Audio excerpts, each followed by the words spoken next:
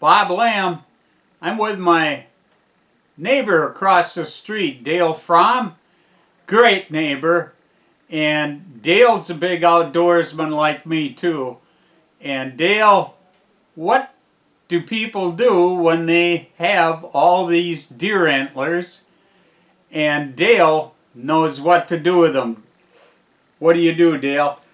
Well, I used to make deer horn lamps, and now I've started making cribbage boards out of just the horns themselves. I don't know.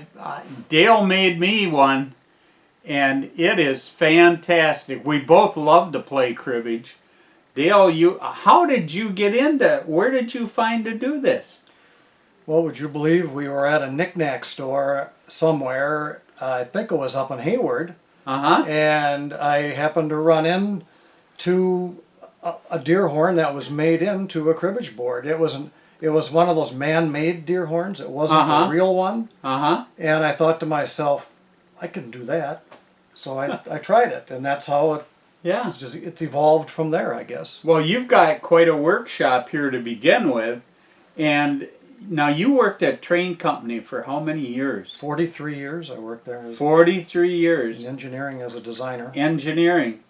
But I know your heart is into woodworking, isn't it? I do a lot of putzing. I don't like to do furniture. I like to do small little projects. Yeah, yeah.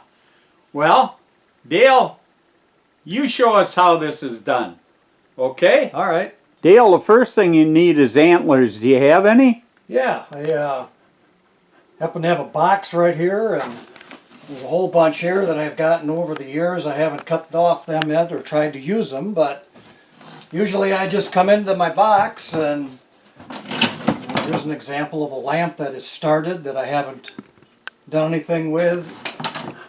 But I dig through the box and just keep looking until I come up with some, and they need to be, so they sit right on the table, and we can look at that in a minute over at the workbench. But sure, this would be an example of one you could use. This happens to be one that my dad shot years and years ago, and back then they used to shellac them with varnish. Yeah. But I found that I can still use that style by going and using light, real fine steel wool. I can get all of that shine off of it and get it back to looking natural.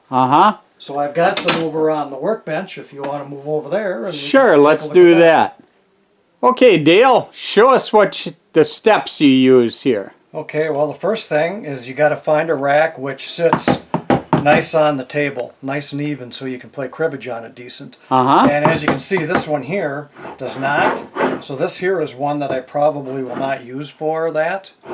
Here's another one, and you can see now that one's acceptable to use for a cribbage board. But what I had to do was on the bottom, some of them you have to go in and grind off a little bit, so they sit flat. Sure. Here's another example here. It's ground off a little more, this one is. But this one's even better when you get it.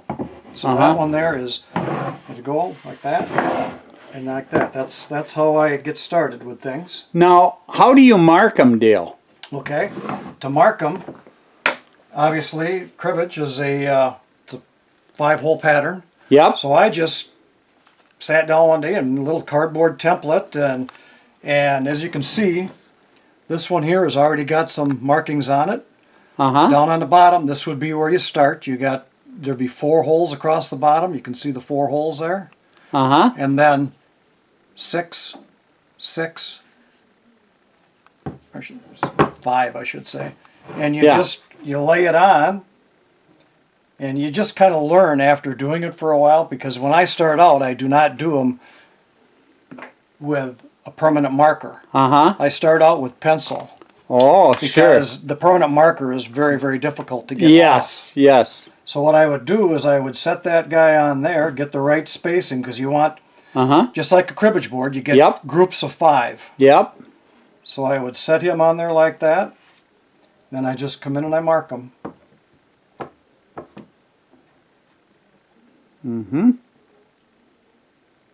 Like that, and sure. Well, once I get them started, a lot of times I'll just come in. Sure. That comes from all your drafting skills. Yeah, probably. Your engineering skills, Yeah. huh? So then what you do is you just start marking, and I always pretty much stay to the template until I get up to the corner up here, because what happens is you need 60 out, and what I do is I use the same 60 back. So what I do is I'll come out, and you got to kind of play with a little bit. The street over here on this side, Yep. this street will run all the way down to here, and you'll come back on the exact same street again.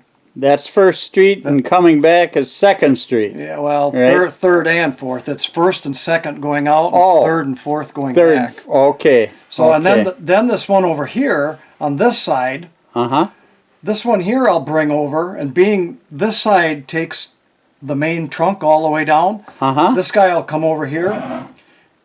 He'll pop down here, come back here, and then I bring him down this horn here, and then he turns around down here, and he'll come back and utilize the same holes again. So that's your opponent's side. Right. Sure. Now, if you look at this one's all marked out. I did this in advance just to save some time. You can see it starts out here, comes all the way up, and I'll run my finger on this side first. Comes up here, and then we turn down here onto this horn. Yep. We go back, we come all the way down, and at the very bottom you'll notice there's 6 dots.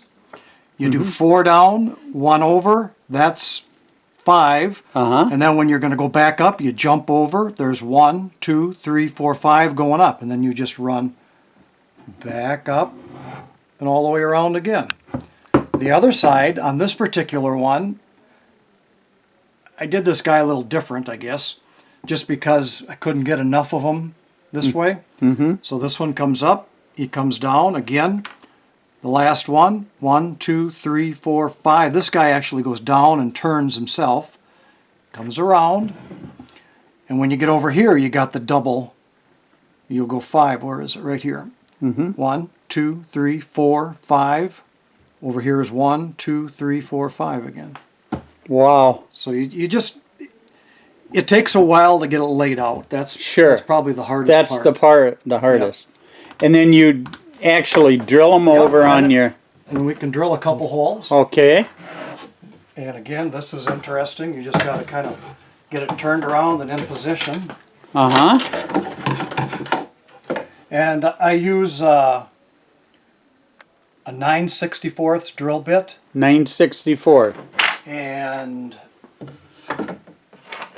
this is a copper rod, 1/8" copper rod that you can, or brass rod, you can buy at Menards. Okay. You can buy it in so long, and then these are actually what I use for my pegs when we get to the final product. Yeah. The peg. Okay. Yeah, we'll watch you drill a couple.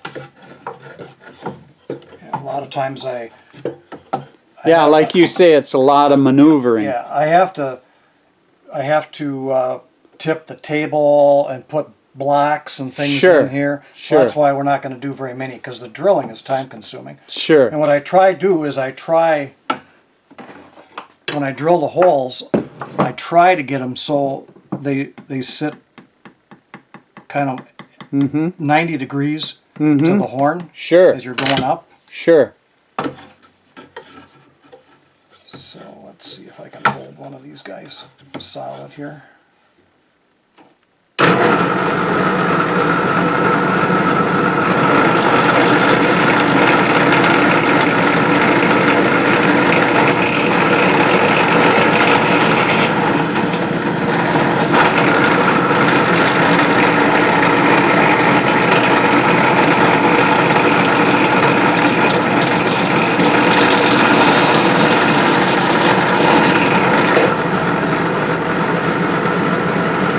Beautiful, beautiful. That's an example of the drilling. And then here's the. Just drops right in. And sometimes plenty of room to get the pegs back out. Yep. And sometimes when you get, I shouldn't say sometimes, when you get down here on these end points where they would be, then I use a hand drill. Oh yeah, And sometimes I've accidentally blown through. When you get to some of these narrow webs like this, Sure. I'll blow through. But what I do is I take and I keep the shavings, Uh-huh. and I'll take and put a drop of Elmer's glue on a little piece of paper and put the shavings in there, mix it up, and put the shavings on the back side, and you can blend it right in so you don't hardly see a Really? hole. Yeah. Really? Because that's happened to me on my lamps and on the horns. Sure. So that would be the drilling. Okay. Okay, so then we've got the one here, which is Yep, all marked. all marked up. You get the whole thing drilled up. What I want to see is when it's finished. All What's right. it look like? We happen to have one right over here Okay. that's done. Uh-huh. And there it is. Pigs. Look at that. Isn't that You can walk something? it all the way around, and you just play your game. And then, like I was talking about on the bottom, Yep. here's an example. You'd come down. You'd be there. Let's say there the pig is in here. So Uh-huh. when you get up 10 points or whatever, you just come down 1, 2, 3, 4, 5, 6, 7, 8, 9, and come right back up again, and you're on your way back home. Look at that. Isn't that something? It's not much to it. It's just very time consuming. How long does it take to do this deal? To do the finished project? If I would start to finish, I'm guessing it would probably be 4 hours. 4 hours. Start to finish, yeah. Do you sell these? I do not. You do not. I do not.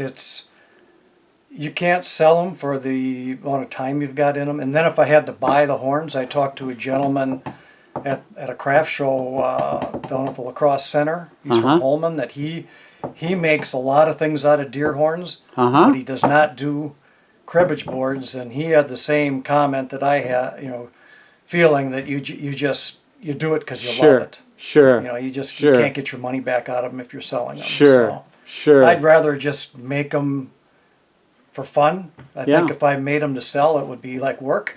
Yeah. And we quit doing that a few years ago. Yeah, that's right. That's right.